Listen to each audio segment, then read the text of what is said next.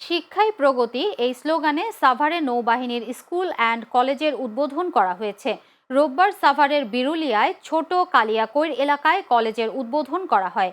এতে প্রধান অতিথি ছিলেন নৌবাহিনীর প্রধান অ্যাডমিরাল এম নাজমুল হাসান। অনুষ্ঠানের শুরুতে নৌবাহিনী স্কুল অ্যান্ড কলেজের পরিচিতি তুলে ধরা হয়। পরে দোয়া ও মোনাজাতে অংশ নেন তিনি। অভিভাবকদের সঙ্গে মতবিনিময় সভায় নৌবাহিনী প্রধান বলেন, বর্তমান বিশ্বের সাথে তাল মিলিয়ে এই শিক্ষা প্রতিষ্ঠান মানসম্পন্ন এবং যুগোপযোগী শিক্ষা নিশ্চিতে বদ্ধপরিকর। এ সময় শিশুদের গুণগত শিক্ষার পাশাপাশি মানবিক ও নৈতিক গুণাবলী সম্পন্ন মানুষ হিসেবে গড়ে ওঠার বিষয়ে দিক নির্দেশনা প্রদান করেন তিনি।